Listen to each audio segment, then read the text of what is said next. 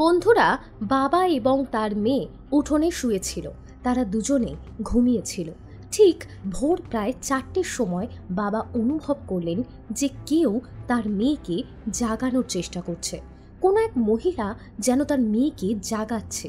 যখন বাবা নিজের চাদর খুলে মুখ তুলে তাকালেন, তখন দেখলেন যে তার স্ত্রী তার মেয়েকে জাগাচ্ছে, যে প্রায় 15 বছর আগে এই পৃথিবী ছেড়ে চলে গিয়েছিল। বাবা হতবাক হয়ে গেলেন, চিন্তায় পড়ে গেলেন। যে প্রায় 15 বছর আগে এই পৃথিবী ছেড়ে চলে গিয়েছিল। বাবা হতবাক হয়ে গেলেন, চিন্তিত হয়ে পড়লেন এবং মাথায় হাত দিয়ে বসে পড়লেন। এখন তিনি সমস্ত রহস্যের পর্দা সরাতে চান। কেন তিনি সেটা করতে চান? যেদিন থেকে তার স্ত্রী এই পৃথিবী ছেড়েছেন, সেই দিন থেকেই তার মেয়ে বাড়ির সমস্ত কাজ শিখে নিয়েছে। বাবা পুরোপুরি মেয়ের ওপরে নির্ভরশীল হয়ে পড়েছিলেন, কারণ তার জীবনে একমাত্র অবলম্বন ছিল তার মেয়ে। কিন্তু এখন তিনি উদ্বিগ্ন হয়ে পড়লেন। যে স্ত্রী আর এই পৃথিবীতে নেই, সে কিভাবে ফিরে আসতে পারে? তিনি চুপচাপ মেয়ের জাগার অপেক্ষা করতে লাগলেন। হঠাৎ একটি ছায়া মূর্তি ভেসে উঠল এবং বলল, মা ওঠো, তোমার অনেক কাজ বাকি আছে আর তোমাকে স্কুলেও যেতে হবে। এই কথা শুনে বাবা আরও হতভম্ব হয়ে গেলেন। তার স্ত্রী তার মেয়েকে ডাকছিল। ভয়ে তিনি চাদর শক্ত করে চেপে ধরলেন এবং চুপচাপ শুয়ে থাকলেন। তিনি ভগবানের নাম জপতে লাগলেন। এদিকে মেয়ে উঠে বসল এবং খুব স্বাভাবিকভাবে তার মায়ের সাথে কথা বলতে লাগলো। সে বলল, মা, আগে তুমি আমাকে তাড়াতাড়ি জাগিয়ে দিতে। এখন তো আমি সব কাজই শিখে গেছি, তাহলে কেন আমাকে বিরক্ত করো? বাবা হতবাক হয়ে দেখলেন মা মেয়ের এই কথোপকথন। তিনি ভাবতে লাগলেন, এখন আমি কি করব? মা মেয়েকে আলাদা করে দেব, নাকি অন্য কোনো উপায় খুঁজব? আপনার মনেও নিশ্চয়ই এই প্রশ্ন জাগছে, তাই না? আমাকেও এই প্রশ্ন খুব ভাবিয়েছিল। এরপর বাবা কি করবেন? আসুন আপনাকে একটি রোমাঞ্চকর গল্পের দিকে নিয়ে যাই। এই ঘটনার সত্যতা দাবি করা হয়, তবে লিখিত কোনো প্রমাণ নেই। শুধু একটি গ্রাম এই গল্পটিকে সত্য বলে জানে। গল্প শুরু করার আগে আপনাদের কাছে অনুরোধ, আমাদের চ্যানেলটি লাইক, শেয়ার এবং সাবস্ক্রাইব করুন এবং দয়া করে ভিডিওটি শেষ পর্যন্ত দেখুন। বন্ধুরা, কানপুরের কাছে মালহন গ্রাম নামে একটি গ্রাম রয়েছে। সেখানেই একটি পরিবার বাস করত। পরিবারে মোট 3 জন সদস্য ছিল। এই 3 জন কারা? প্রথম জন হলেন একজন মহিলা, যার নাম মায়া। দ্বিতীয় জন তার স্বামী বৃজকিশোর। তৃতীয় জন হলেন তাদের কন্যা সুধা, যার বয়স তখন প্রায় 4 বছর। মায়া তার মেয়েকে প্রচণ্ড ভালোবাসতেন। তিনি সংসারের সব কাজ সামলাতেন এবং মেয়েকে অসীম স্নেহ করতেন। কিছুদিন কেটে গেল। সুধা 5 বছরে পড়ল, আর ঠিক তখনই এক ভয়ানক দুর্ঘটনায় মায়া এই পৃথিবী ছেড়ে চলে গেলেন। বৃজকিশোরের মাথায় যেন আকাশ ভেঙে পড়ল। পায়ের তলার মাটি সরে গেল। তিনি ভাবতে লাগলেন, কিভাবে আমি এই 5 বছরের শিশুকে মানুষ করব? আমি তো আর দ্বিতীয় বিয়ে করতে পারবো না, কারণ তাহলে এই ছোট্ট মেয়েটির অনেক কষ্ট হবে। আমি জানি দ্বিতীয় স্ত্রী সাধারণত কেমন হয়, কিন্তু আমি কিভাবে এই মেয়েকে বড় করব? মায়া, তুমি কি আমার জন্য জাগতে পারবে না? তুমি কি আমার জন্য উঠে দাঁড়াতে পারবে না? তুমি কি আমার মেয়ের জন্য ফিরে আসতে পারবে না? বন্ধুরা, বৃজকিশোর এমনভাবে বিলাপ করছিলেন যে গোটা গ্রাম কান্নায় ভেঙে পড়ল। সবাই আবেগে আপ্লুত হয়ে গিয়েছিল, জোরে জোরে কাঁদছিল। মায়ার মা বাবাও উপস্থিত ছিলেন এবং তারাও কান্নায় ভেঙে পড়েছিলেন। গোটা গ্রামে শোকের ছায়া নেমে এসেছিল। এক তরুণী হঠাৎ এই পৃথিবী ছেড়ে চলে গেল। বন্ধুরা, এটি সেই সময়ের কথা যখন বিদ্যুৎ নতুন নতুন গ্রামে আসছিল, আর বিদ্যুতের শক লেগে মায়া মারা গেলেন। এই শোক বৃজকিশোর সহ্য করতে পারলেন না। যখন মায়ার শেষকৃত্য সম্পন্ন হলো এবং তাকে শেষ বিদায় জানানো হলো, তখন এক স্বামী যখন তার স্ত্রীর সিঁথিতে শেষবারের মতো সিঁদুর পরিয়ে দিলেন, তখনই তিনি অজ্ঞান হয়ে গেলেন, কারণ সেই মুহূর্তটাই এমন ছিল। ভগবান করুন কারোর জীবনে যেন এমন মুহূর্ত না আসে। এরপর সূর্যোদয় হলো। সকাল হতেই মায়ার পরিবারের লোকেরা বলল, আমরা সুধাকে আমাদের সঙ্গে নিয়ে যাব। কিন্তু বৃজকিশোর, যিনি সুধার বাবা, তিনি বললেন, না, আমার স্ত্রী চলে গেছে, কিন্তু আমি তো এখনো বেঁচে আছি। আমি নিজেই আমার মেয়ের যত্ন নেব। তিনি তার সিদ্ধান্তে অটল থাকলেন এবং সুধাকে নিজের কাছেই রাখলেন। প্রথম কিছুদিন গ্রামের লোকেরা তাকে সাহায্য করলো, কিন্তু দেখুন, সবাই সবসময় কারোর পাশে থাকতে পারে না। শ্বশুরবাড়ির লোকেরাও যথাসম্ভব সাহায্য করেছিল, কিন্তু একজন মানুষকে কষ্ট করেই সব কিছু সহ্য করতে হয়, সেটি কেউ সম্পূর্ণ ভাগ করে নিতে পারে না। এদিকে জীবন এগিয়ে চলল, কিন্তু মায়ার আত্মা কখনো এই বাড়ি ছেড়ে গেল না। শেষকৃত্যের পরেও মায়া এই বাড়িতেই থেকে গেলেন। তিনি প্রতিদিন রাতে তার মেয়েকে ঘুম পাড়াতে আসতেন, আর সুধা সে তার মাকে দেখতে পেত। সে তার বাবাকে বলতো, বাবা আমি আলাদা বিছানায় শোবো, মা তো আমার সঙ্গেই শোবে, তাই না? বৃজকিশোর ভাবতেন, আমার মেয়ে কতটা সরল, সে জানেও না যে তার মা এই পৃথিবীতে আর নেই। সুধা নিজের জন্য বিছানা ঠিক করত, মাত্র 5 বছরের শিশু হয়ে, এবং রাতে মায়া চুপি চুপি এসে তার পাশে শুয়ে পড়তেন। গ্রামে আপনি নিশ্চয়ই দেখেছেন, বাড়ির ভেতরের দিকে একটা ঘর থাকে যেখানে সাধারণত গৃহস্থরা শোয়। বৃজকিশোর অনেক সময় বাইরে শুতেন, তবে তিনি কখনোই সুধাকে একা ছেড়ে যেতেন না। কিন্তু মায়ার আত্মা, তিনি লুকিয়ে এসে সুধার পাশে শুয়ে পড়তেন। এখন যে কথা আমি আপনাদের বলছি তা সুধার নিজের বলা কথা। সুধা যে আজও জীবিত, সুধার জীবনের প্রতিটি মুহূর্তে তার মা ছিল। তার বাবা যখন কোনো কাজে তাকে সঙ্গে নিয়ে যেতেন, তখনও মায়ার অস্তিত্ব অনুভব হতো। বৃজকিশোর মাঝে মাঝে অনুভব করতেন যে কোনো এক ছায়া যেন তাদের সঙ্গেই আছে, কিন্তু তিনি বুঝতে পারতেন না। তিনি সর্বদা তার স্ত্রীকে মনে করে কান্নায় ভেঙে পড়তেন। এদিকে সুধা সব কিছু দেখত। সে বলতো, বাবা তুমি কেন কাঁদছো? মা তো আছেন, মা আমার যত্ন নেন, তাহলে তুমি কেন কাঁদছো? সে বলতো, তুমি মায়ের সঙ্গে কথা বলার চেষ্টা করো না কেন? তোমাদের মধ্যে কি ঝগড়া হয়েছে? শুধু একটি ছোট মেয়েই এতটা ভাবতে পারে।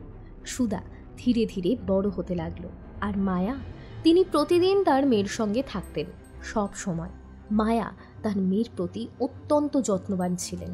যদি সুধা বাইরে খেলতে যেত এবং তাকে কেউ আঘাত করত, তাহলে সে সঙ্গে সঙ্গে বলতো মা, কারণ মায়া তখনই সেখানে থাকতেন।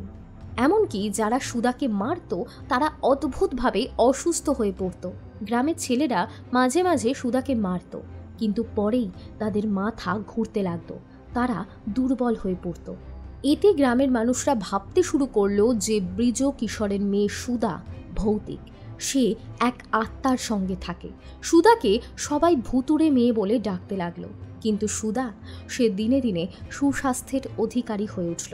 তার কোনো দুঃখ ছিল না। সে জানতো, আমার মা আমার সঙ্গে আছেন। গ্রামের লোকেরা বলতো, তোমার মা তো এই পৃথিবীতে নেই। কিন্তু সুধা বলতো, তোমরা সবাই মিথ্যে বলছো, আমার মা এখনও আমার সঙ্গে থাকেন। মা রাতে আমাকে ঘুম পাড়াতে আসেন। রাতে মায়া তার মেয়েকে গানও শোনাতেন। এই গানের শব্দ বৃজকিশোর বহুবার শুনেছেন, কিন্তু বৃজকিশোর মাঝে মাঝে একটু মদ্যপান করতেন নিজের দুঃখ ভুলে থাকার জন্য। তবে তিনি তার মেয়ের যত্নও নিতেন। মায়া শুধু রাতেই তার সঙ্গে থাকতেন না, তিনি স্কুলেও সুধার সঙ্গে যেতেন। যেখানে যেখানে সুধা যেত সেখানে সেখানে মায়াও থাকতেন, কিন্তু কেউ মায়াকে দেখতে পেত না। একদিন বৃজকিশোর সুধার চুল বাঁধা দেখে অবাক হলেন এবং প্রশ্ন করলেন, তুমি তোমার চুল বেঁধেছ কিভাবে? সুধার চুল সুন্দরভাবে বাঁধা থাকত, পরিপাটি, যেন কেউ ভালো করে আছড়ে দিয়েছে, স্নান করিয়ে দিয়েছে। বৃজকিশোর খুশি হলেন, আমার মেয়েটা কতটা বুদ্ধিমতী, নিজেই সব কিছু করতে শিখে গেছে। প্রথম দিকে বৃজকিশোর নিজেই সুধাকে স্নান করাতেন, চুল আছড়ে দিতেন, কিন্তু যখন সে 5-6 বছর বয়সী হলো, তারপর থেকে মায়া নিজেই সুধার যত্ন নিতে লাগলেন।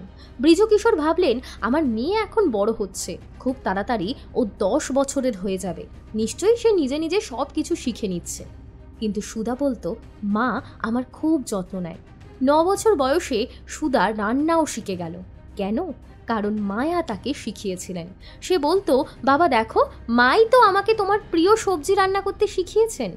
এইসব কথা বৃজকিশোর 5 বছর ধরে শুনে আসছিলেন। একদিন তিনি বললেন, মা এসব কথা বাদ দাও, তোমার মা আর বেঁচে নেই, তিনি এই পৃথিবীতে নেই। কিন্তু সুধা বলল, তুমি মিথ্যে বলছো, মা তো প্রতিদিন আমার সঙ্গে থাকেন, মা এখনই আসবেন, তিনি রাতে আমার সঙ্গে থাকেন, আমার সঙ্গেই শুয়ে থাকেন, স্কুলেও সঙ্গে যান। বাবা তুমি কি বলছো এইসব? মাই তো আমাকে রান্না শিখিয়েছেন, মাই আমার চুল বেঁধে দেন। এবার বৃজকিশোর ভাবলেন, আমার মেয়ের মনোজগতে গভীর প্রভাব পড়েছে। তিনি সুধাকে একজন মানসিক চিকিৎসকের কাছে নিয়ে গেলেন।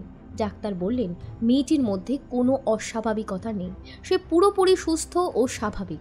তাহলে বৃজকিশোর তখন এক তান্ত্রিকের কাছে তাকে নিয়ে গেলেন। সেই সময়ও মায়া তার সঙ্গে ছিলেন। তান্ত্রিক বললেন তোমার স্ত্রীর আত্মা তোমার মেয়ের ওপর ভর করেছে, সে একদিন তোমার মেয়েকে নিয়ে যাবে। এই কথা শুনে বৃজকিশোর ভয় পেয়ে গেলেন। তিনি ভাবলেন না, আমি আমার মেয়েকে হারাতে পারবো না। তিনি ভয়ে ভয়ে সুধাকে নিয়ে বাড়ি ফিরে এলেন। তিনি বললেন বাবা তো বললেন যে মায়া আমার মেয়ের ক্ষতি করতে পারে, কিন্তু আমার মেয়ের তো কিছু হয়নি। এদিকে সুধা 10 বছর বয়সী হলো। সে এখন তার বাবাকে বোঝানোর চেষ্টা করলো। সে বলল বাবা, মা সত্যিই আসেন, তোমার বিশ্বাস হচ্ছে না? তাহলে আজ রাতে আমি তোমাকে প্রমাণ করে দেখাবো আমি মিথ্যে বলছি না। সুধা বলল আমার মাই আমাকে সব কিছু শিখিয়েছেন বাবা, তুমি জানো না, কিন্তু মা সব সময় আমার সঙ্গে থাকেন। সুধা বুঝতে পেরেছিল তার বাবা তার কথা বিশ্বাস করছেন না। তাই সে বলল বাবা, আজ রাতে তুমি ঘুমিয়ে পড়ো আর ভোর 4টে উঠে দেখো, কারণ মা আমায় ঠিক ভোর 4টেই জাগান। তুমি দেখবে মা আমার পায়ের কাছেই দাঁড়িয়ে থাকবেন। সুধা বলল মা প্রথমে আমার পাশে থাকেন, তারপর ধীরে ধীরে উঠে আমার পায়ের কাছে দাঁড়ান। এখন বৃজকিশোর ভয় পেয়ে গেলেন। গ্রীষ্মের রাত ছিল, কিন্তু তিনি চাদর টেনে নিলেন এবং নিজের মুখ ঢেকে রাখলেন। ঠিক তখনই মায়া আসে এবং বলে সুধা, সুধা, তোমার বাবাকে তো খাবার রান্না করে দিতে হবে, ওঠো, তাড়াতাড়ি ওঠো, তোমাকে রান্না করতে হবে। বৃজকিশোর এই কথাগুলো শুনতে পাচ্ছিলেন। তিনি আতঙ্কে কাঁপতে লাগলেন। তিনি আস্তে আস্তে চাদর সরালেন। তিনি দেখলেন তার স্ত্রী স্বয়ং দাঁড়িয়ে আছেন, তার মেয়ে সুধাকে জাগাচ্ছেন। সন্ধ্যাতেই সুধা বলেছিল বাবা, তুমি নিজে দেখে নিও মা কি কি করান। উনুনের সামনে বসে থাকা মায়া তার মেয়ে সুধাকে রান্নার নির্দেশনা দিচ্ছিলেন। নুন কম দিও, তোমার বাবা বেশি নুন খান না, লঙ্কা কম দিও, এটা এইভাবে করো, ওটা ওইভাবে করো। সুধা মাঝে মাঝে বাবার দিকে তাকাচ্ছিল। বৃজকিশোর সব কিছু নিজের চোখে দেখছিলেন। আজ 6-7 বছর পর তিনি নিজের স্ত্রীকে দেখলেন। এখন আর তিনি ভয় পাচ্ছিলেন না। রুটি তৈরি হলো, টিফিন বক্সে ভরাও হলো। সুধা বাবাকে ডাকতে গেলেন। ঠিক তখনই মায়া ঘরের ভেতরে চলে গেলেন। বৃজকিশোর দাঁড়িয়ে রইলেন। তিনি বললেন মা, এসব কতদিন ধরে চলছে? সুধা বলল বাবা, ছোটবেলা থেকেই চলছে, মাই তো আমাকে বড় করেছেন, মাই আমাকে এত বুদ্ধিমতী বানিয়েছেন, মা সবসময় আমার সঙ্গে থাকেন, স্কুলেও যান। এখন বৃজকিশোর তার স্ত্রীর সঙ্গে কথা বলতে চাইলেন। তিনি বললেন দেখো, আমি তোমাকে দেখে ফেলেছি, এখন তুমি আর লুকিয়ে থাকতে পারবে না। অভ্যন্তরীণ কক্ষ থেকে মায়ার আওয়াজ এলো তোমার সঙ্গে কথা বলার অনুমতি আমার নেই। আমি যদি তোমার সঙ্গে দেখা করি তাহলে আমি এই পৃথিবী থেকে চিরতরে চলে যাব। আমি আমার মেয়ের দেখাশোনা করার জন্য কেবল 20 বছরের অনুমতি পেয়েছি, তুমি এই ব্যাপারে বাধা দিও না। কিন্তু কে তাকে এই অনুমতি দিয়েছিল তা কেউ জানত না। এবার বৃজকিশোর কাঁদতে লাগলেন। তিনি বললেন মায়া, আমি তোমাকে কত ভালোবাসি তুমি কি জানো? আমি তোমার জন্য কত কেঁদেছি। তুমি কি একটিবারের জন্যও আমাকে দেখা দিতে পারবে না? আমি তো ভাবতাম আমার মেয়ে পাগল, কিন্তু সে তো আসলে খুব বুদ্ধিমতী। তুমি ওকে এত ভালোভাবে মানুষ করেছো, তুমি তো মৃত্যুর পরেও আমার পাশে রয়েছো। মায়া বললেন আমি কেন পাশে থাকবো না? তুমি যখন আমার পাশে ছিলে তখন আমি কিভাবে তোমার পাশে না থাকি? তুমি আমার মেয়ের ভবিষ্যতের জন্য আর কোনো বিয়ে করনি, তুমি আমার মেয়েকে কোথাও পাঠাওনি, তাই আমি মৃত্যুর পরেও চলে যাইনি। শ্রাদ্ধের পরেও আমি বাড়িতে রয়ে গেছি। আমি জানি না বিধাতা আমার জন্য কি লিখেছেন। আমার মৃত্যু নির্ধারিত ছিল না। আমি যেদিন মারা যাই সেটা আমার প্রকৃত মৃত্যুর দিন ছিল না। তাই আমি এই পৃথিবীতে আটকে গেছি। আমি ঈশ্বরের কাছে প্রার্থনা করেছি যেন আমি আমার মেয়ের সাথে সব সময় থাকতে পারি। বন্ধুরা, এটা একটা সত্য ঘটনা, তবে অনেক পুরনো। এদিকে বৃজকিশোর বহুবার চেষ্টা করতে থাকেন। অবশেষে একদিন মায়া আবছাভাবে তার সামনে আসেন। বৃজকিশোর আনন্দে আত্মহারা হয়ে যান। তিনি আর ভয় পান না। এদিকে তার মেয়ে সুধা বড় হতে থাকে। বৃজকিশোরের জীবনে যে বিষণ্ণতা ছিল তা দূর হয়ে যায়। তিনি আবার হাসতে শেখেন, গান গাইতে শুরু করেন। এখন তার আর কোনো দুঃখ নেই। কিন্তু গ্রামের লোকেরা তার বাড়ি থেকে দূরে থাকতে শুরু করলো। এদিকে সুধা যুবতী হলো, এখন তার বিয়ের প্রসঙ্গ উঠল। বৃজকিশোর একের পর এক সম্বন্ধ দেখতে লাগলেন, কিন্তু মায়া আগে থেকেই সেই বাড়িগুলো দেখে আসতেন। তিনি বলতেন, না, এই বাড়ি আমার মেয়ের জন্য ভালো না, এই বাড়িতে সেই সুযোগ সুবিধাগুলো নেই যা আমার মেয়ের জন্য প্রয়োজন। আমার মেয়ে খুব বুদ্ধিমতী, শিক্ষিত। অবশেষে একটি ভালো সম্বন্ধ ঠিক হলো। বৃজকিশোর চেয়েছিলেন তার মেয়ে বিয়ে করে চলে যাওয়ার পরেও মায়া যেন তার সঙ্গে থেকে যান, কিন্তু তা সম্ভব ছিল না। মায়ার ওপর শর্ত ছিল, যেদিন তার মেয়ের বিয়ে হবে সেই দিন তিনি এই পৃথিবী ছেড়ে চলে যাবেন। সুধা জানত না তার মা তার বিয়ের পর চলে যাবেন। বিয়ের দিন যখন মেয়ের বিদায়ের সময় হলো, তখন সুধা মায়াকে দেখতে পেল। মায়ার চোখে জল ছিল। বিয়ের পর সুধা নিজের শোবার ঘরে এলেন। তখন সে একা ছিল। মায়া এলেন, আশীর্বাদ করলেন এবং তারপর অদৃশ্য হয়ে গেলেন। বিদায়ের সময় হয়ে গেল। সুধা ভেবেছিলেন মা নিশ্চয়ই আমার শ্বশুর বাড়িতে এসে দেখা করবেন। তিনি চিৎকার করে ডাকতে লাগলেন, মা, মা। তার স্বামী বললেন, তুমি কি পাগল হয়ে গেছো? তোমার মা তো ছোটবেলাতেই চলে গিয়েছিলেন। তার স্বামী নিজেকে সান্ত্বনা দিয়ে বললেন, বেচারি, ওর মা নেই তো, তাই হয়তো এমনটা করছে। এদিকে বৃজকিশোর পুরো ঘর জুড়ে মায়াকে খুঁজতে লাগলেন, কিন্তু বন্ধুরা, সেই দিন থেকে আর কখনো মায়াকে দেখা যায়নি। মায়া তার মেয়েকে নিজের লক্ষ্যে পৌঁছে দিয়েছিলেন, সুস্থ, স্বাভাবিক ও নিরাপদভাবে। কোনো ছেলের সাহসও হয়নি তার মেয়ের দিকে খারাপ নজর দেওয়ার। যখনই এমন পরিস্থিতি তৈরি হতো, মায়া তার স্বামীর আগেই মেয়ের পাশে দাঁড়াতেন। বিয়ের পর সুধা যখন শ্বশুর বাড়ি থেকে বাবার বাড়ি আসতো, সে জড়িয়ে ধরে বাবাকে কাঁদত, বাবা, আমার মা কোথায়? আমি তো মায়ের সঙ্গে থাকতে থাকতে অভ্যস্ত হয়ে গেছি। বৃজকিশোর বলতেন, মা, তার যা কাজ ছিল সে তা পূর্ণ করে চলে গেছে। আসলে মা তোমার বিয়ের পরেই মারা গেছে। সুধা ভীষণভাবে কান্নায় ভেঙে পড়ল, বাবা, এটা সম্ভব নয়, আমি মাকে ছাড়া কিভাবে থাকবো? বৃজকিশোর বললেন, মা, তোমাকে থাকতেই হবে। সমাজ কি বলবে? বাবা মেয়ে পাগল, এতে সম্পর্কে দাগ পড়বে। তুমি কাউকে এই কথা বলো না। কিন্তু সুধা তার জীবনে কোনো গোপনীয়তা রাখতে চায়নি। সে সব কিছু তার স্বামীর সঙ্গে ভাগ করে নিল। তার স্বামীও এই বিষয়গুলি বুঝতে পারলেন। বন্ধুরা, তখন মানুষ এই সব বিষয় নিয়ে অনেক ভাবনা চিন্তা করত। এভাবেই মায়ার গল্প শেষ হলো। সেই দিন থেকে আজ পর্যন্ত কেউ আর মায়াকে দেখেনি।